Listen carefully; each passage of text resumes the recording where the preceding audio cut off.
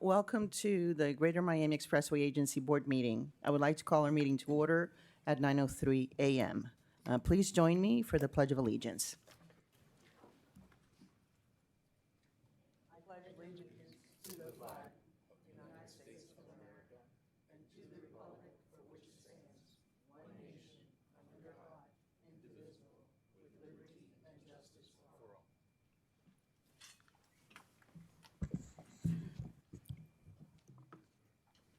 Thank you, everyone, for being here this morning as we celebrate the holiday season and we're ready for another impactful board meeting. Now I'm going to ask our corporate board secretary to conduct a roll call of board members. Good morning. Chair Cancio, Present. Vice Chair Perez, Present. Treasurer Pages, Present. Board Member Blanco, Present. Board Member Miller. Present.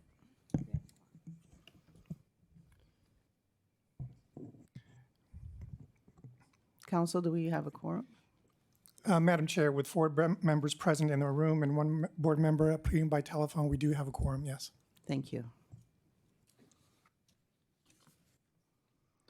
Next, we have declaration of voting conflicts. Board members, at this time, please advise if you have any conflicts based on the items on the consent agenda or regular agenda.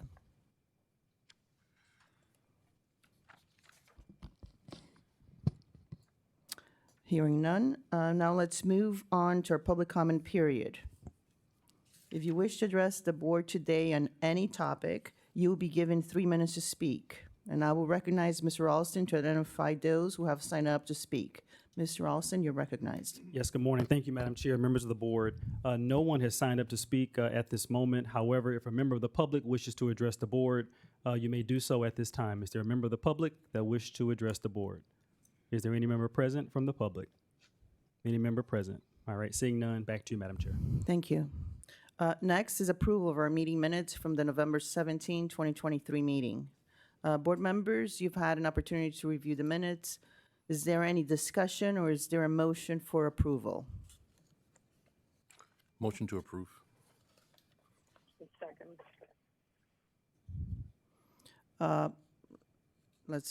Is there any discussion on, no? So let's vote. All in favor say aye. Aye. Aye. Opposed say nay. Motion passes. Now we're on to the consent agenda. I will now ask our acting general counsel, Rafael Garcia, to read the consent items into the record. Thank you, Madam Chair. We have one administrative item. It's a travel item.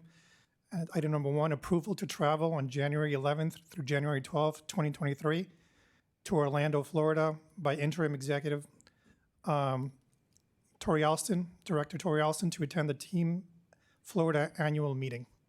Back to you, Madam Chair. Thank you. Board members, you've heard the consent agenda, and now is the time to advise the chair if you have any items you would like to pull from the consent agenda. I guess that's our only item. Any discussions, any concerns? Okay. So let's vote on the consent agenda. Is there a motion for approval of the consent agenda? Motion. Second. Any final discussion?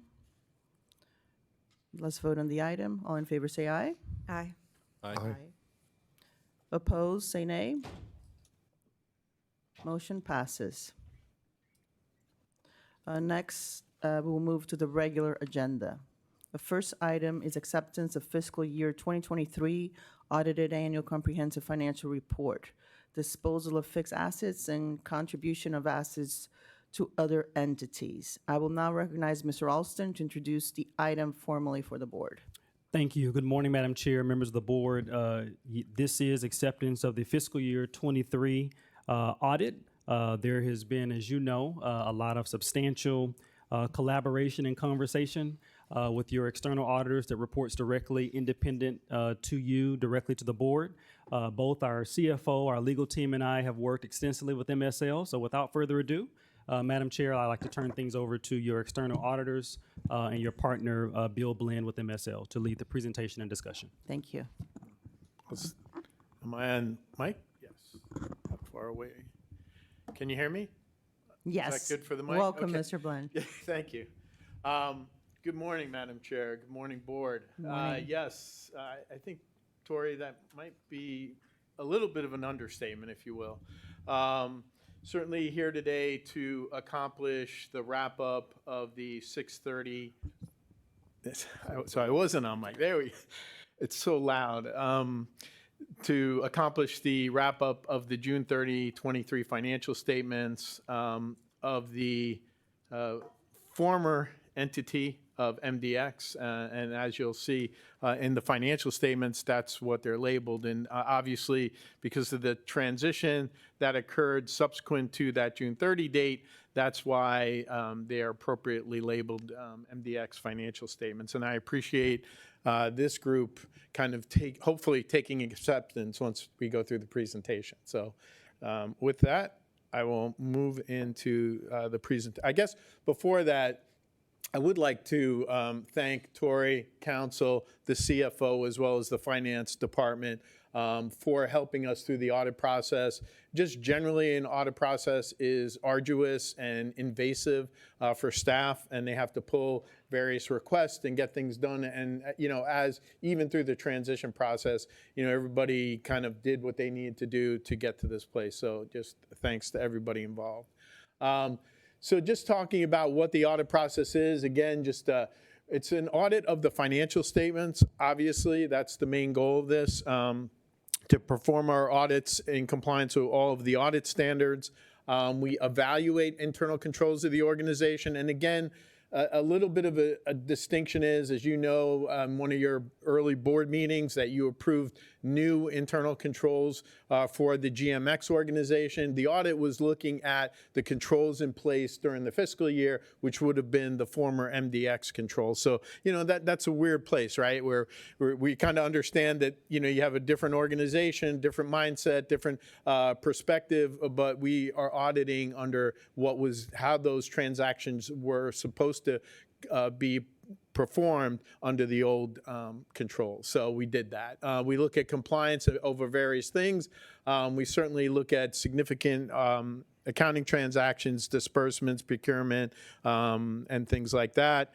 We do evaluate IT from a broad perspective. I like to use the term that we evaluate IT from looking at your hygiene, if you will. Again, we're not doing an audit of the IT system, and due to the sensitivity of that information, we share any general comments that we have for potential improvements or issues with the IT department. And so if you have anything specific as far as what we did there, I would defer you to them rather than discuss it in an open public forum. And then obviously we look at the financial reporting side. So that's kind of just overview of the financial statements. Next slide discusses our required communication, talking about our responsibility as your external auditor. And again, different situation, but I never change the perspective of our team and of myself, and that's to audit for governance and audit really for, in this case, the toll payers, right? And looking at transactions and activities from that perspective, and that's the perspective we bring to the engagement.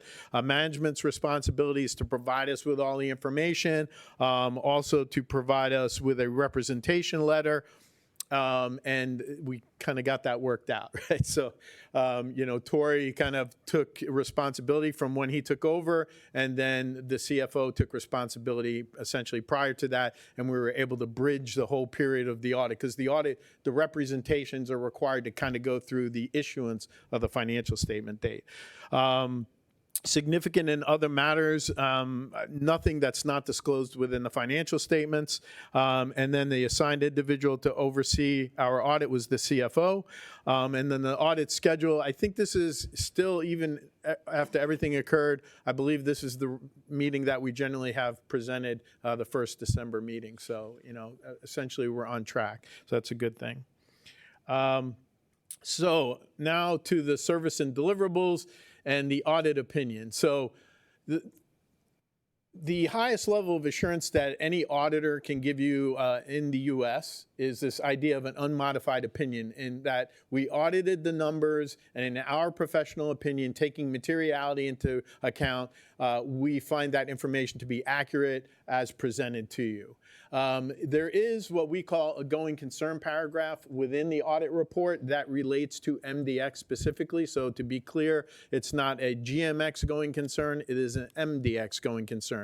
Under the current literature in GAAP that we have available to us, under the idea of when there's an entity and you have legislation or legal action that occurs that potentially identifies the idea that this entity is no longer going to be operating, MDX specifically, we are required to, it was reported in the financial statements, and then we are required to have that paragraph in the financial statement. So under the current standards, we felt this is absolutely correct and accurate, and therefore we have presented that paragraph to you. Again, this is a unique situation. Normally, when people hear that word going concern, they think of financial matters or issues. That is not the case. Operationally wise, the money's still coming in, the bills are still getting paid, all appropriate, so there's no issue there. It's strictly this legal issue of which entity has the controlling governance, and so that's the issue. So again, assuming there's some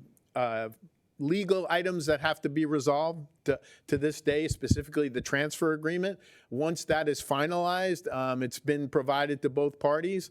Once that's finalized, then essentially MDX at that point, in our estimate, our professional opinion, would be essentially an organization in name only and no operation. So that's, again, why that going concern paragraph. And again, I just want to reiterate, because some people might listen and think, going concern, oh, there's financial issues. That is not the case, okay? The other reports that we have are our report on internal controls, which is required under the Yellow Book audit standards, and we had no findings there. The auditor's management letter, which is required by the audit rules of the Auditor General in the state of Florida. We had no matters to report to you there. And then the independent accountant's report on the previous investment policy, but I know that your future investment policy will meet the appropriate statute as well. And we had nothing to report there. You were in compliance. So before I move on to my next slide, are there any questions about the reports that we provided to you?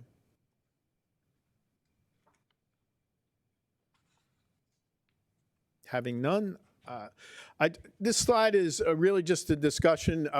Being a new board, we kind of spoke with each of you individually just to get some insight or feedback. And so there's several issues there which have been discussed and evaluated and in our opinion are properly presented within the financial statements. I just wanted to disclose the fact that, we've kind of had these discussions and we've provided you the appropriate feedback. At this point, barring any other questions or comments on any of the previous slides, I would just get into a high-level financial statement overview. Seeing no questions.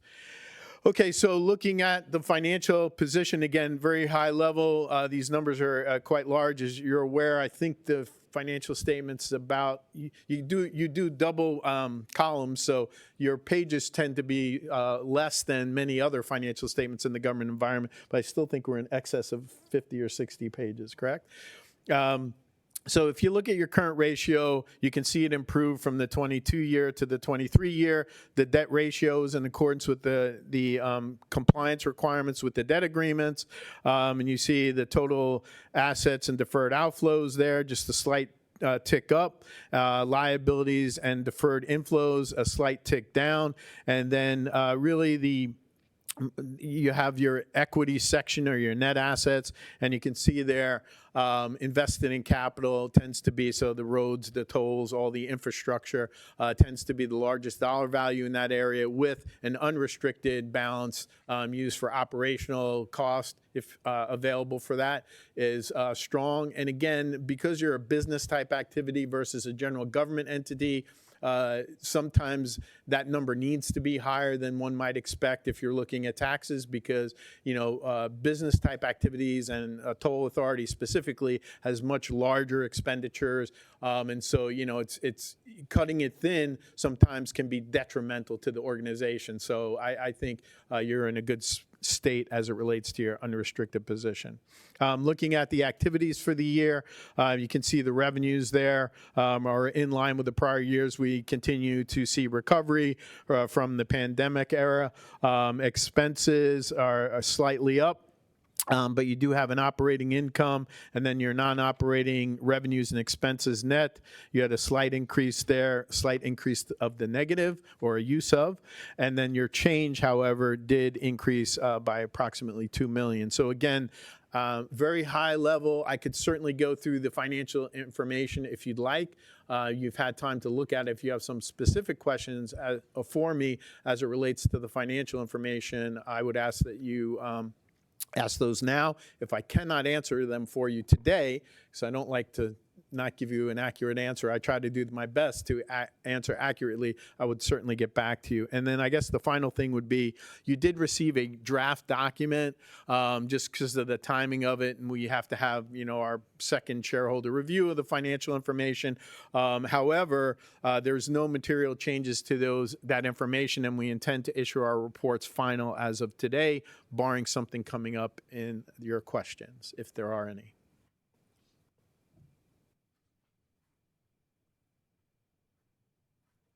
Any questions? All right. Thank you very much. You're welcome. Madam Chair, before you proceed, do you mind if I have the CFO just make one quick comment as well, if you're okay with that? Madam CFO? Thank you. I just wanted to take the opportunity, I want to echo Bill, thanking the finance staff and thanking the IT department for assisting us in the audit. It was a little bit more lengthy, in-depth audit than we usually go through, just because of the situation. But I do want to thank our controller, Christina Parrish, as well as our assistant accounting manager, Joseph Zonaregas. I did want to tell you that they put a lot of time and effort into this audit, so I want to thank them publicly.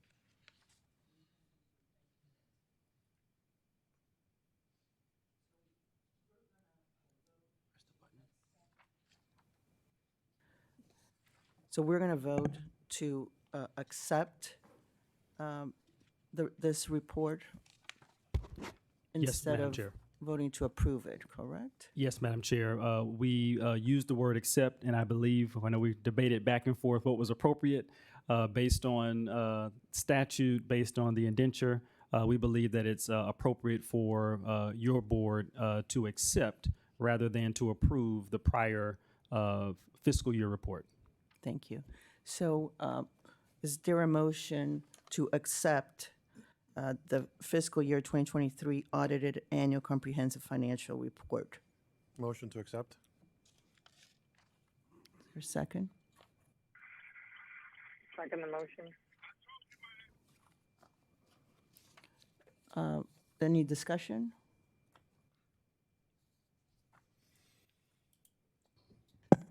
I'm contemplating discussion.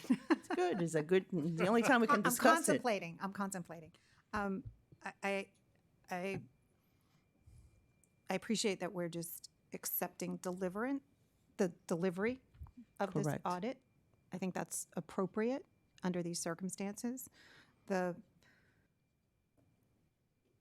guess I do have a question regarding, and I appreciate the auditor's description of the going concern, but we have the transfer agreement. I know that the department has worked on that. When do we anticipate signing said transfer agreement?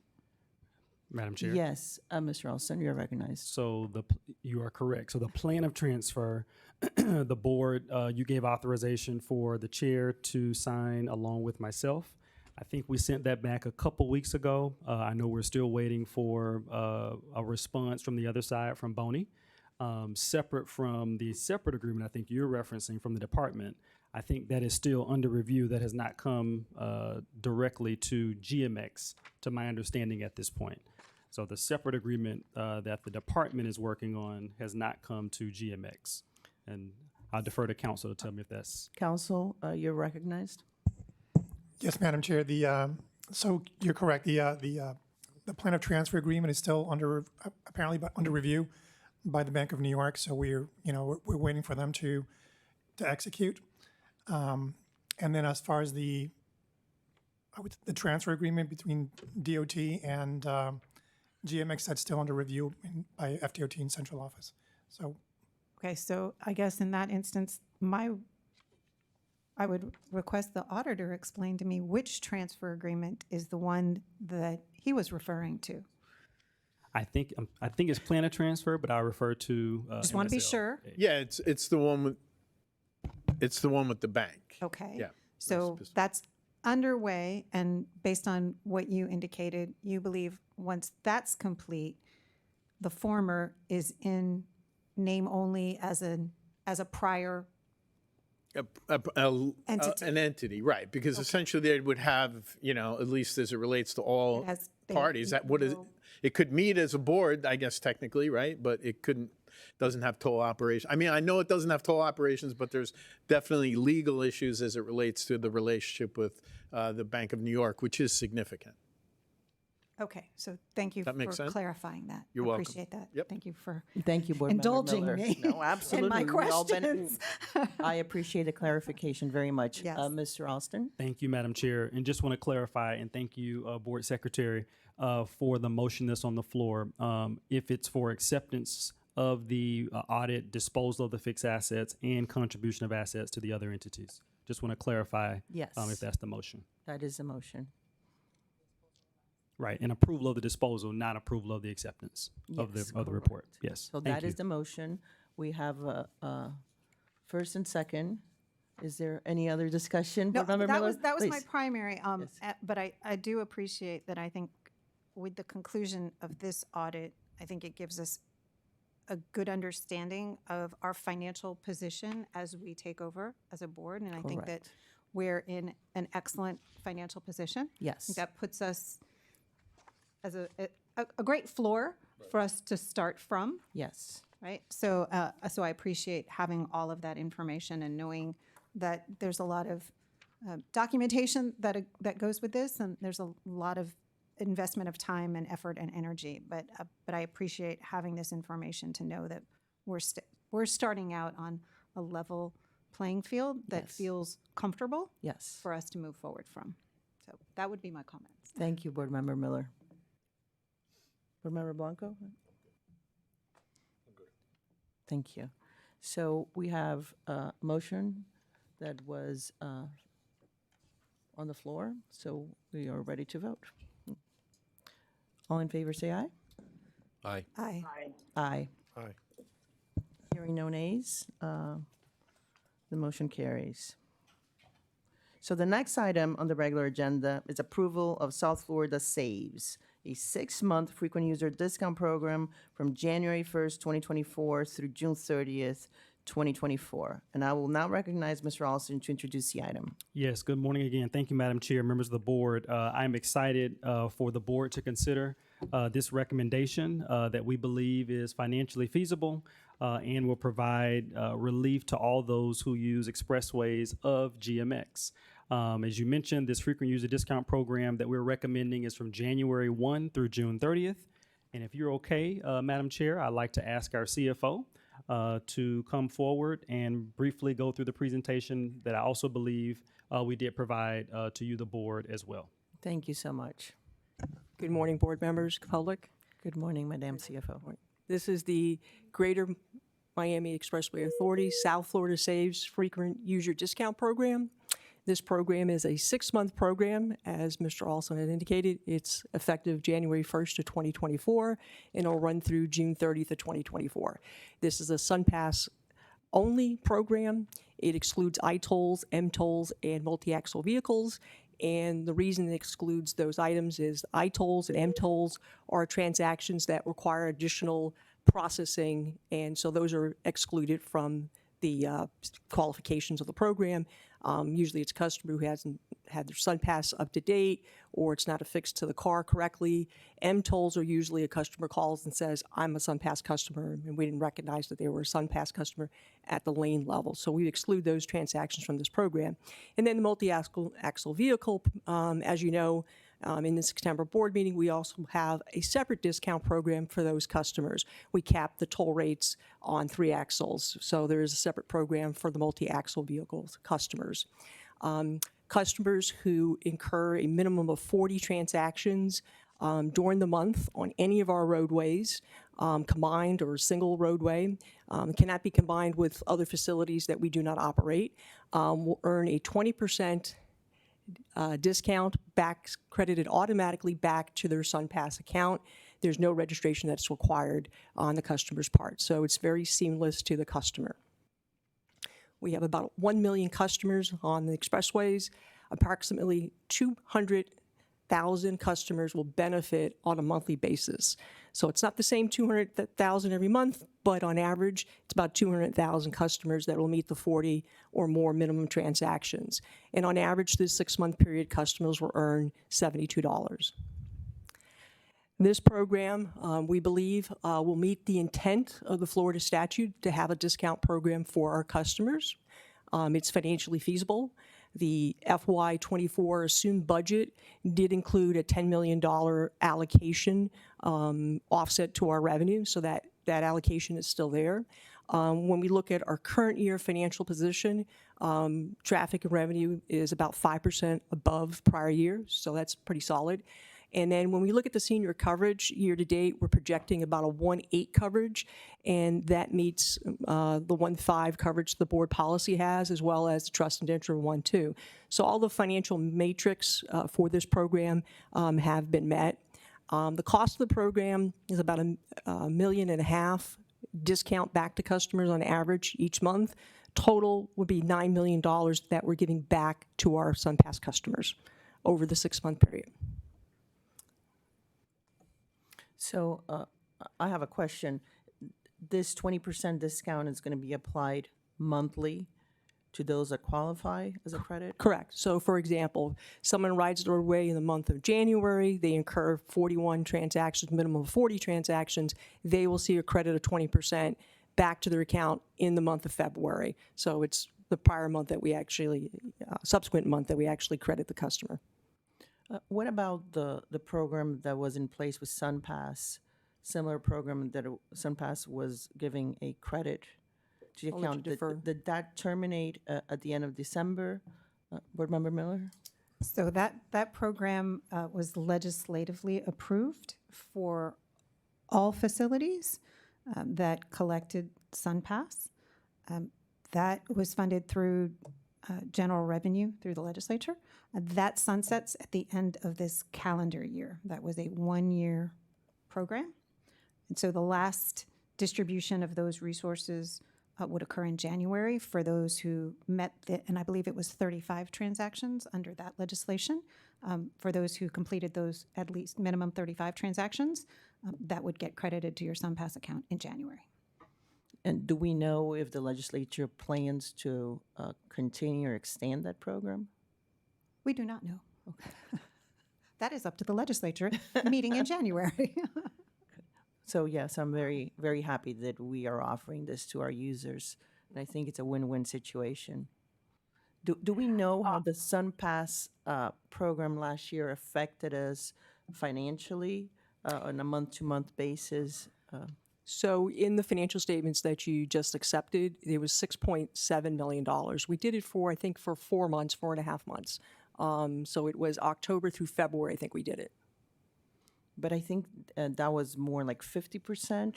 No, we did a 20% as well. That was In the- 20%. Yes, ma'am. Okay. Any other comments? Member Pages. Just for clarification. Yeah, oh. A transaction is every time, right, we hit A tolling point. a tolling point. So once a SunPass transponder goes under a tolling point, that counts as a transaction. Okay, very good. So a trip could have multiple. Correct. So we don't count trips, we're counting the transaction, Okay, each very tolling point.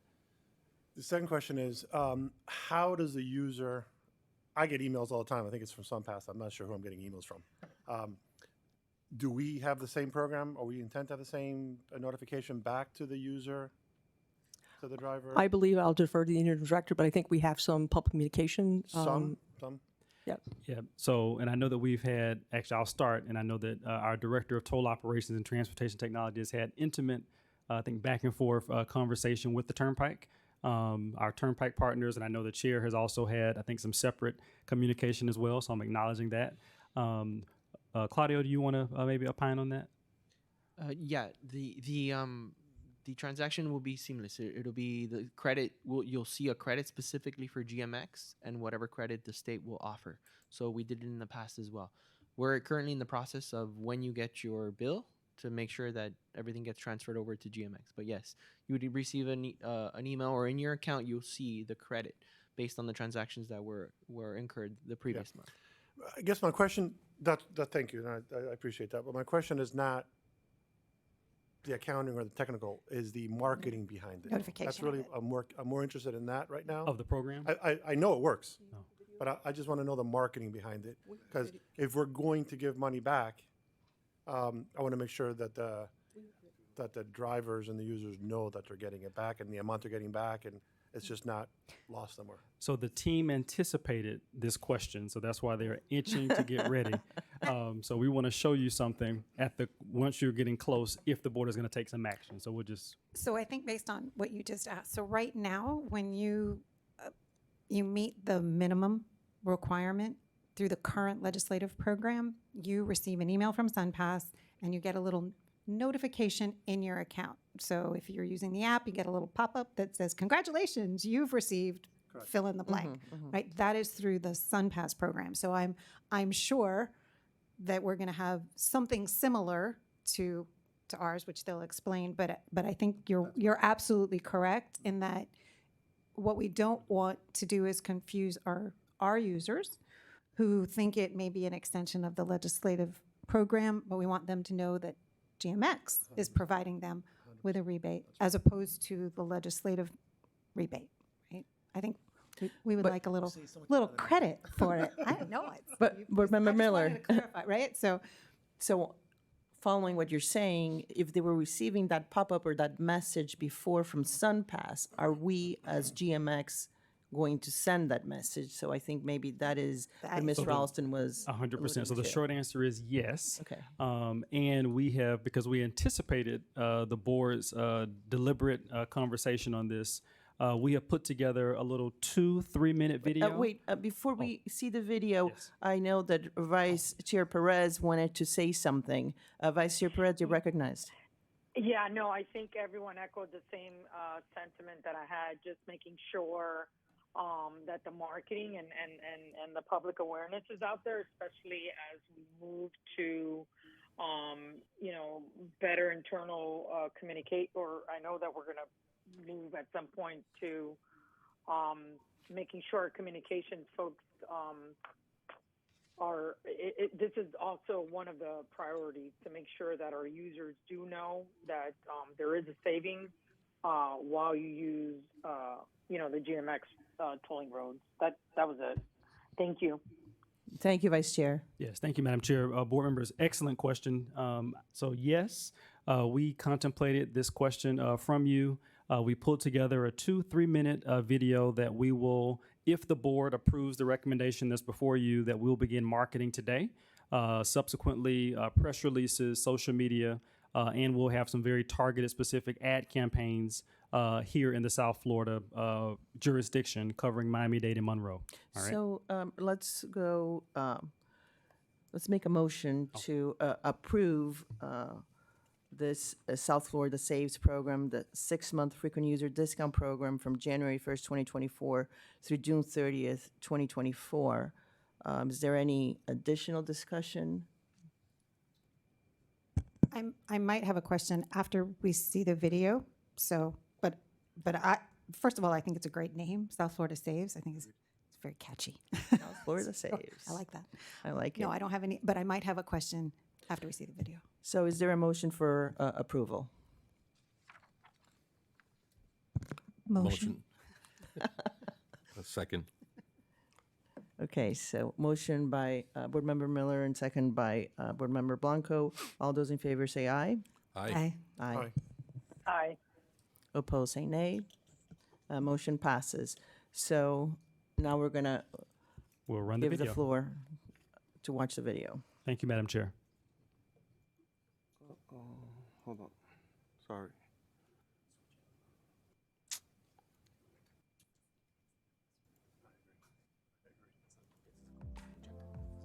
Why not? Other screen. Hold on. Oh, Let Gary do it.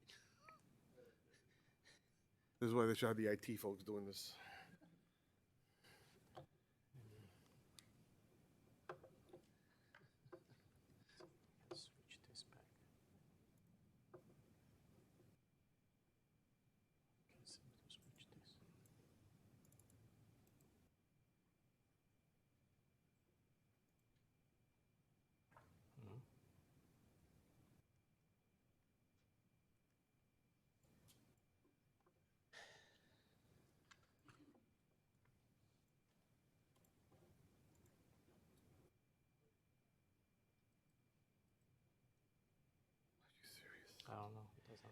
Madam Chair, I was going to say, if you think it's appropriate, I'm okay maybe to proceed, maybe jumpstart the next item, the interim executive director's report, and then that'll give the team some time to queue up the video, and then I'll just embed that a part of the update, and then we can come back to Board Member Miller's, I think, potential question, if that's okay, if you're okay with I that. think that is a wonderful idea. So why don't we just move on to reports? And our first report is interim executive director's report.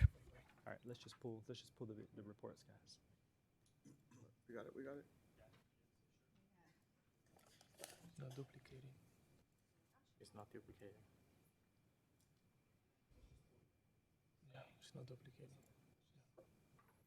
All right, move forward.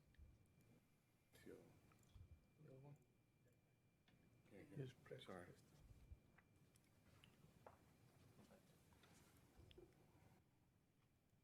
Nope, this is the wrong one.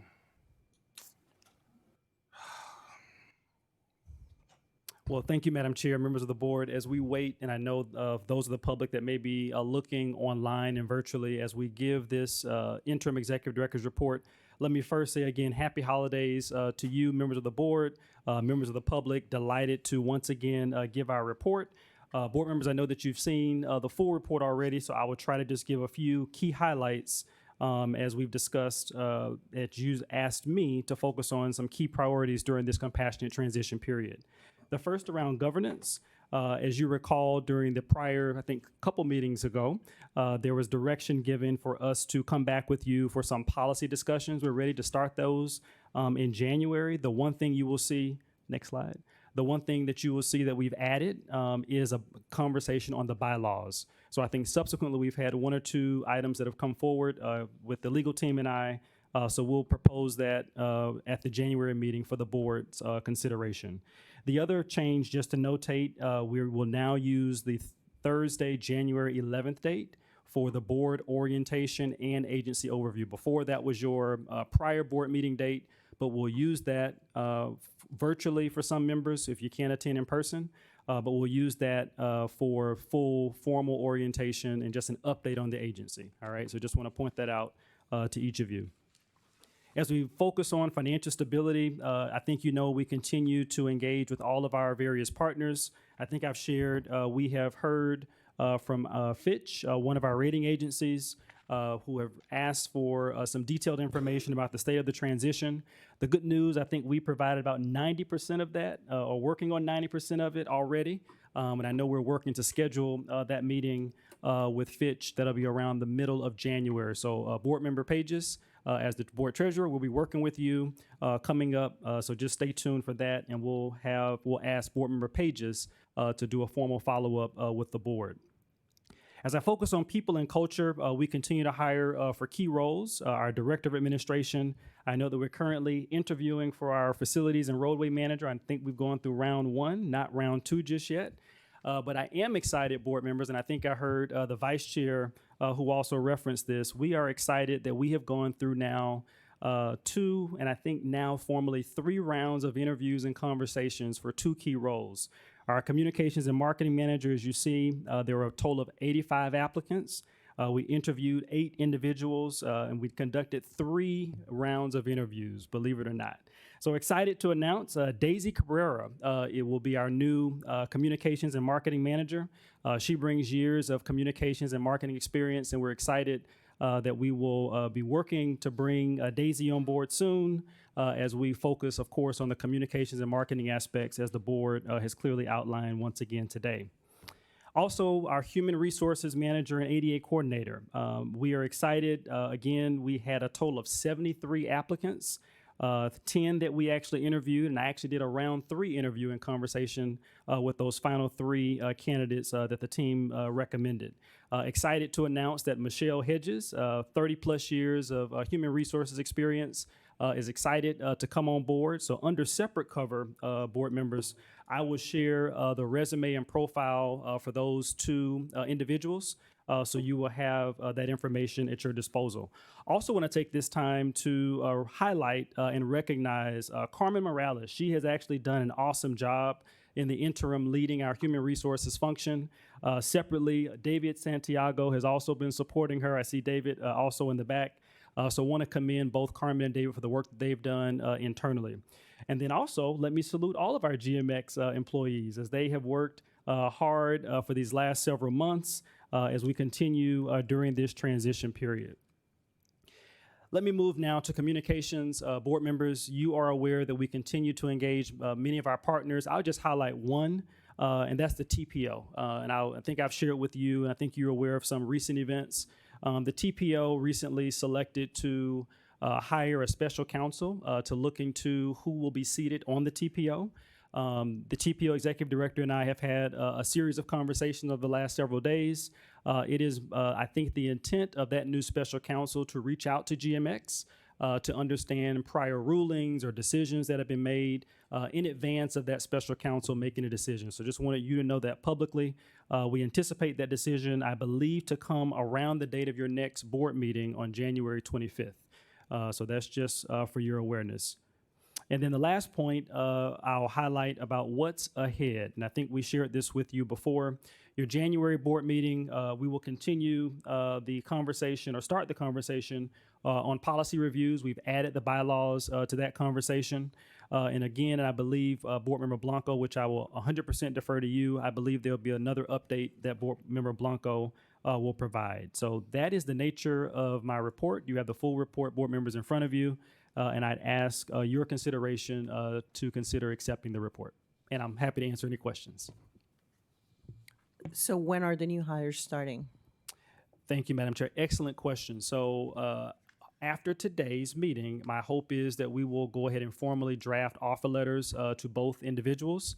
I know both, I'm sure, may be listening, are eager to get started. So we'll have that conversation soon, but we'll try to get them on board as quickly as possible. Thank you. Are we going to wait then for the new hire for communications before we implement new ads or campaigns to promote the Florida Saves Yes program? and no. So some of that will start today now that the board has taken action. So we do have videos ready, and our team, the consultants, did an amazing job over the past several days to get it ready. But we do have a plan just in the short term today forward in advance of our new communications and marketing manager coming on board. Thank you. So is there a motion to accept the interim executive director's report? Motion to approve. Second. Any discussions? Any other questions?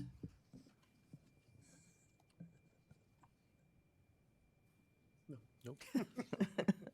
So all those in favor say aye. Aye. Aye. Any nays? The motion passes. So is the video ready for us to look at it now, or?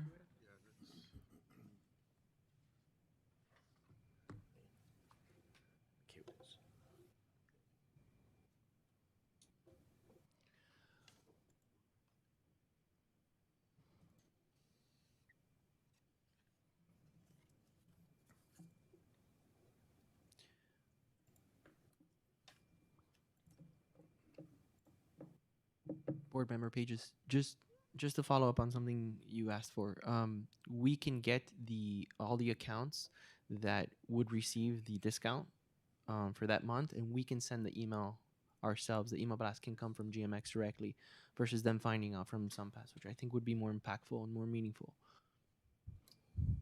Can I play it? Because that- right now, as Board Member Miller meant, So I think we have the video All right, playing. we'll watch the video Let's and watch- then, and then I'll come back to you. Thank you.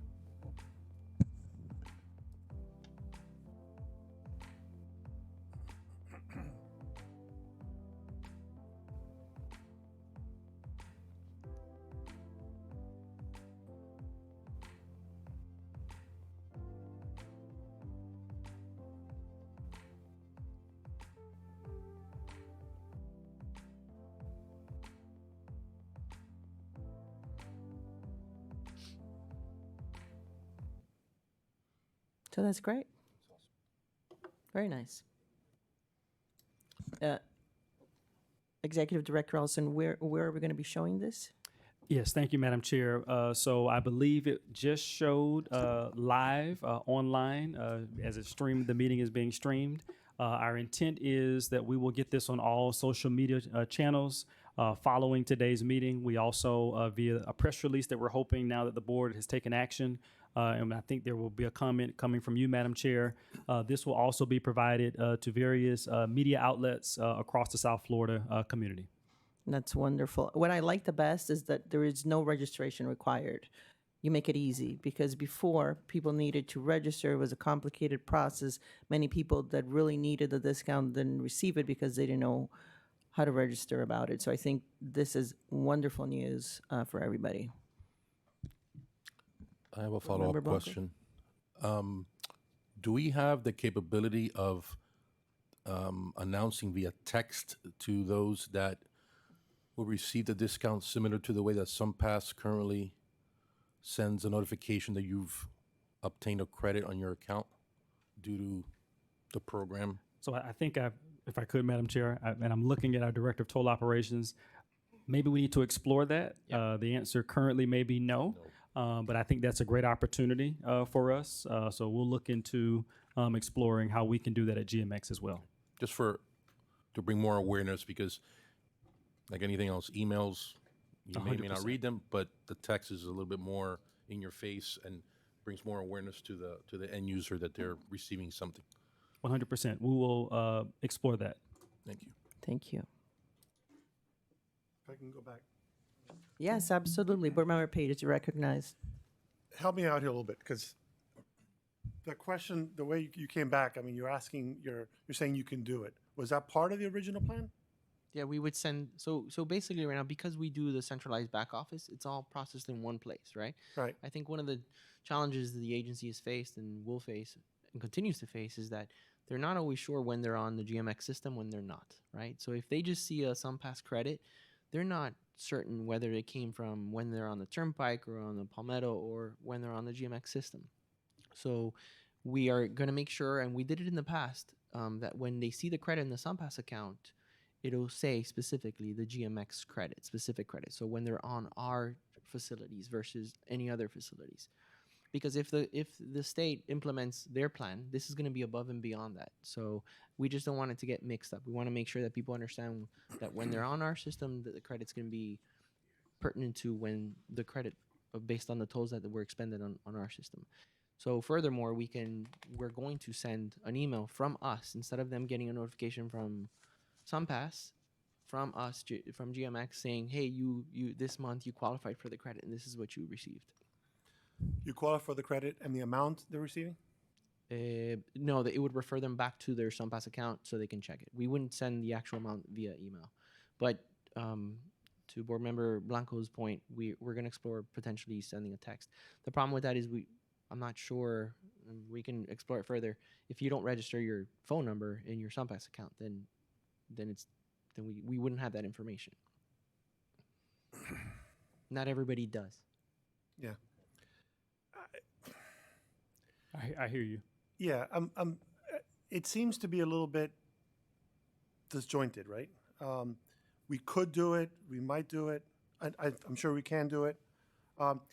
Can we put together a written plan on the marketing of this, of Save Florida, or Florida Saves program? Madam Chair? Huh? Yeah. Yes. 100%. So following today's meeting, you'll see a full plan on how we as an agency will promote this across all traditional and non-traditional forms to ensure we touch as many individuals as possible. 100%. Yes, sir. No, but again, I'm more specifically targeting, if I drive 40 times on the thing, I want to, I want to know that I'm receiving X amount from GMX back. That's right. That's what I want to know. Yes, and we know, and we know that population right now today. Our systems are capable of doing that today.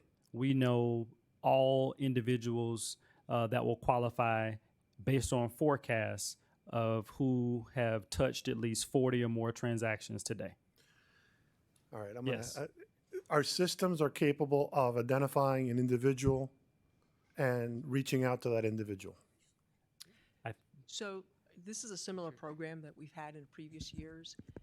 So what the customer will see is that when they go to their SunPass account, they will see the credit. And I believe last year we also did send out an alert to the customers, as the toll director indicated, that they did receive the discount, go to your SunPass account for the exact amount. But as the toll director indicated, the customer needs to make sure they have their phone number on the SunPass account. So they will get an alert that they did get a discount. Alert via what, email? Or, No, I believe it was a text. so we can do text then? Yes, I believe it was, If the phone number is registered, yes. Do they also get an email? if they're registered to receive email communication. Yes. I received an email last year. Yes. Yeah. All right, no, I think I hear the we need to frustration. bring it together. There's exactly. I believe it's all there. I'm not sure we've put it all together in one document where the board can say, okay, I'm comfortable that the communication flows through process. And if there's gaps, if we don't have the proper texting process or whatever, we need to know. We need to know so we can actually address it from a resource perspective. I don't believe it's a resource problem. I What think it's, what problem would it be? I don't think that we don't have the capability to do it. We have the capability. We just have to figure out the logistics of getting everybody's information. I think it's as simple as that. Okay.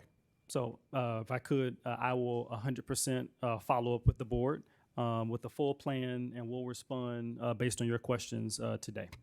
No problem. Thank you so much, Mr. Alston. I just have one question. Yes, It's Board more of Member a Miller? comment. I apologize. So, and I understand your concerns. Part of the issue is SunPass. That's not the issue. Sorry, I apologize. It's how you develop your account in SunPass. So it's not that the SunPass is a problem. It's your choice on communications with the SunPass program, right? So if you have an email and a phone number, you receive an email, a text message, et cetera. So it's how you set up your account. And I agree, we should have a marketing plan regardless of how you set up your account, but it's very hard for us to then contact a SunPass user to let them know because we don't have that information. Right now, when you receive your congratulations text, email, or pop-up in the app, it actually indicates the amount and that it is, and I'm going to apologize because I don't remember it, but it says you've received X amount in toll relief.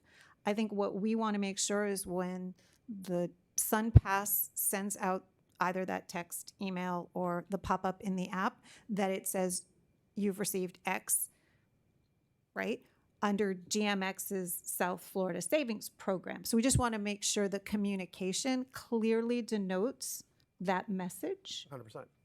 right? And I am sure that that message, when working with the Turnpike, they can modify that message so that it's clear that it's our program, not the legislatively approved, which is going to sunset, but we don't know if there's going to be another one. So we just want to make sure that that's clear in that message. And I think the Turnpike, those are all, customized anyway. So Well, I think that will help us. And I also think we're going to be more effective because as of now, when you get your little statement that says whether your SunPass was used at Turnpike or wherever it was used, it still says MDX. And for months I've been after them to update that. And so they have not been very efficient updating something so basic. So I'm sure that our agency will be on point and will send the proper notifications with the correct name. So, And if I could, Madam Chair, Yes. just to follow up, we have worked for the past, couple weeks on that. And that was what I was alluding to by the board member pages. The chair, I know, has worked directly with the Turnpike on that particular issue, so we have been in communication. So it is a known issue, and publicly, I know that the executive director of the Turnpike is aware. I know staff from both GMX as well as the Turnpike has been working and hoping to quickly fix that issue. So I just want to publicly acknowledge everything you just said, and I think it's a known opportunity that both sides are working on, both agencies. Well, thank you so much. I had a question. Yes, Vice Chair. The Florida Saves that we're doing, just like we know the legislature sunsets, and we don't know if that's going to happen again or not. What is the Florida Saves is something that we have to vote on every year, or it would be a yearly approval? Madam Chair? Yes, Mr. Ralston. The short answer is yes. So the item that the board just approved is a 6-month program, as I think I've referenced to each of you. Next month, once we formally begin your upcoming budget process, as we look now the full GMX fiscal year forward, you will craft or consider a program that is potentially longer, shorter, that is at that point, totally up to the board's discretion.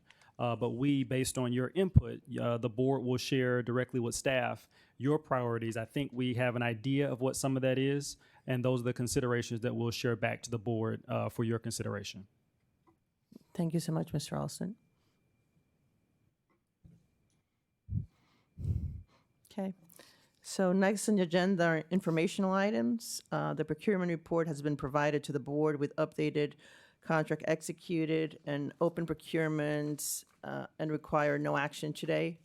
Are there any questions on the procurement report? Yes, Board Member Miller. I just have a comment. I noticed, and thank you, we have the general counsel advertised for services. I think this sets us up to let Rafael go back to his day job over at FDOT District 4.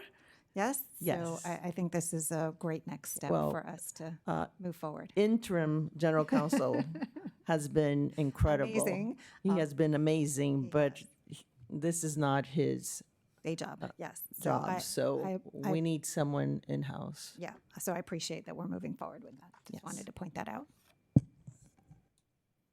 Any other comments? Okay. So moving on to announcements. Our next board meeting is January 25th, 2024 at 9 a.m. Board members, are there any questions, announcements, staff direction, or final comments from board members before we adjourn?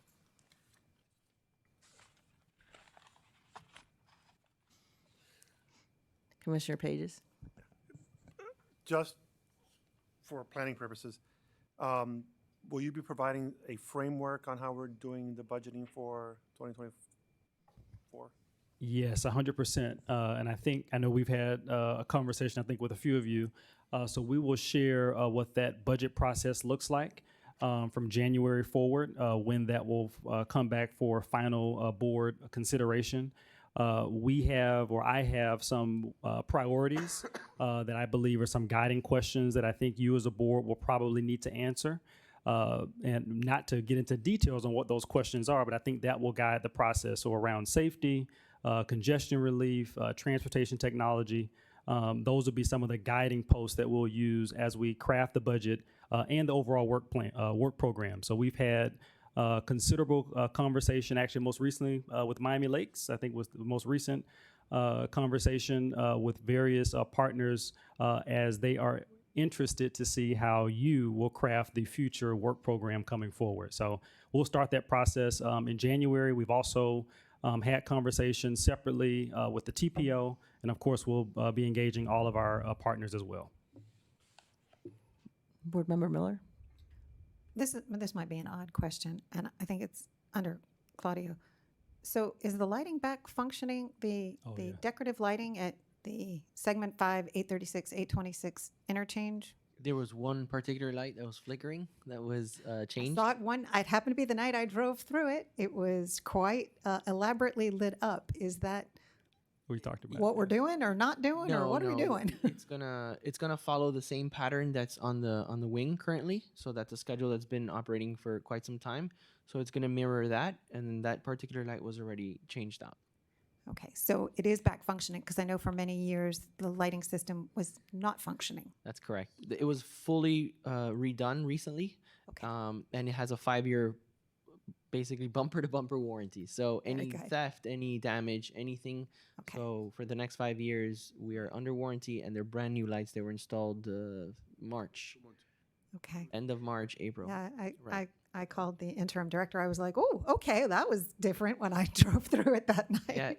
Yeah, it's just that's basically like just a show that they put on for the lighting. Now what we're doing is that we had to give them specific colors, the numbering of the colors that are being used in the wing. That way they match. Okay, And they follow a calendar of, Autism Month and Okay, in and February. And so- I would ask that we generate a policy associated with our aesthetic lighting, so that we have an understanding and that we as a board agree to what we choose at that particular location or any other location that may ultimately have aesthetic uplighting in the future. That is a great proposal, Board Member Miller. Yes. you. And I would just say, Madam Chair, Board Member Miller is 100% correct. Staff got on it immediately. We did have the conversation around what is the right policy for GMX going forward. Similarly, I know the department, FDOT, has a policy. So we've looked at that. We're having some internal dialogue as we model what we believe is the right approach. Is it colors? Is it holidays? Are there symbolic events that should or should not be recognized? So today, because we know that we're open because we don't have a formal policy or procedure today, but we're crafting that. So that is, as a follow-up, that's one of the items that we're bringing back for full board consideration. That's wonderful. I think I've lived that story before. You got to have a policy. Sorry. So, hearing no other comments? I mean, I love these discussions. I mean, feel free to bring anything up. I do seek the discussions because this is the time we can have them, and it's very enlightening that, different people have different viewpoints. I personally am always harassing Director Alston and calling him for variety of things. So, it's important that we all participate. We care for our expressways. We care that they look good, that, that they're clean, that, that the public is happy, that they pay as little as possible. So, that's what our job is, to make it better than ever. One Yes, Board Member Blanco. tangent question.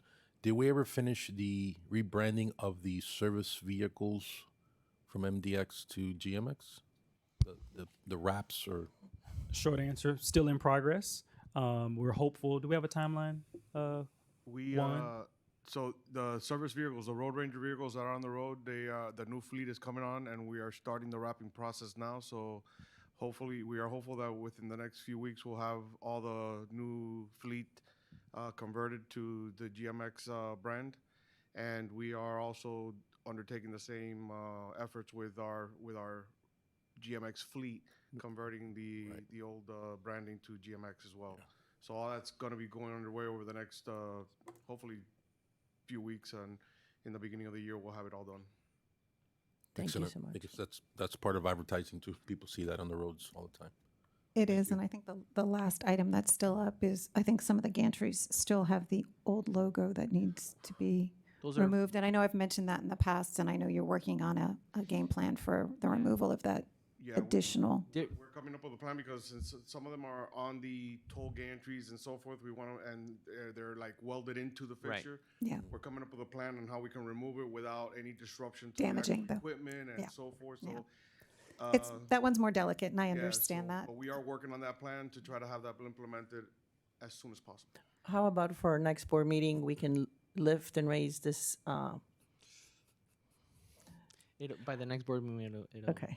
it'll have the new. Oh yeah, we hear you loud and clear. Oh yeah. And then, Chair, the only thing I was going to say is, and you're absolutely correct, I think it's the value that we provide to our users and the benefits that they receive, and that's very important. And I think it's exactly as you mentioned, making sure that we have name recognition, brand recognition, and that they see that their toll dollars are being used efficiently and effectively, so that the facilities that they're on look appropriate. I mean, we're obviously dealing with congestion, but we want a value for their toll. And one final question, since we're all here, it's about the construction on the 836, the connection with downtown. I mean, what is the perspective Go ahead, Juan. Yes. of that? we've And I know talked that about- Board Member yeah. Miller can. I know, yeah. Yeah, that's right. Yeah, perfect timing, right? Go ahead, Juan. I will defer to Board Member Secretary Miller. to give an update since they're both kind of joined together. But no, I will say that, you know, we do have a very good working relationship on this project with our DOT partners.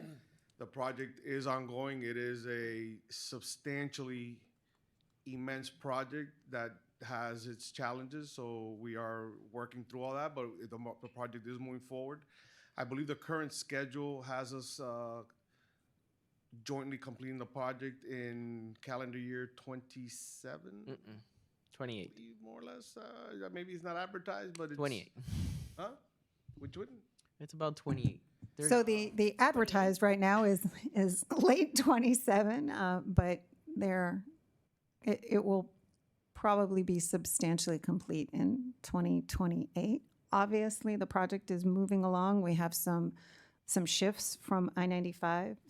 We're shifting onto some new bridges right now, and the 836 work, we are working through one challenge that we're having right now. I think we're very close to completing that particular challenge, and then you'll start to see the gantries moving so that we're picking up some pace on actually completing the caps, putting beams, and moving forward. So we're very close on finalizing that, so you'll start to see that pick up. But the project is moving along, and again, to echo, we're working through a lot of the major challenges that we've encountered over the last couple months, and we are optimistic that you're going to see a lot of progress over the next 2 or 3 months, and you'll start seeing more traffic shifts, signaling how the progress is moving along on both ends of the project.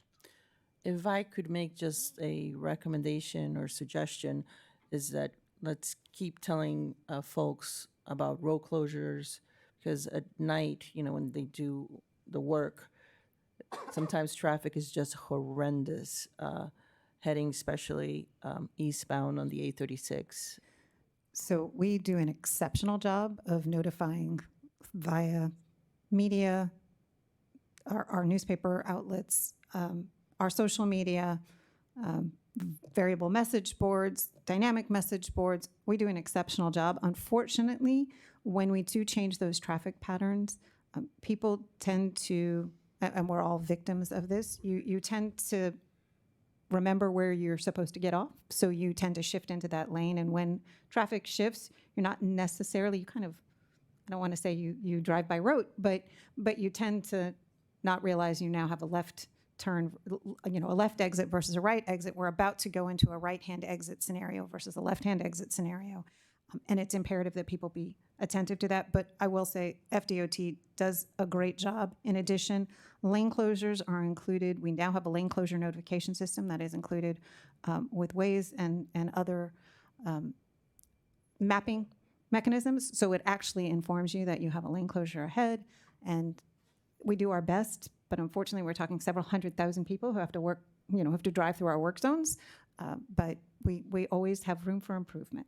Thank you. Thank you so much. I mean, I've personally, you know, been stuck going home on the 836 West at night just because it's like, oh, should have left earlier because, you know, I know there's construction, but it depends on the time of the day. So any other comments? Yes, come here. Board Member Pages. I do, and I was hesitant to bring it up. I wanted to end in a positive, very holiday. But I'm a little concerned on 112 on the right side. There seems to be a growing homeless encampment.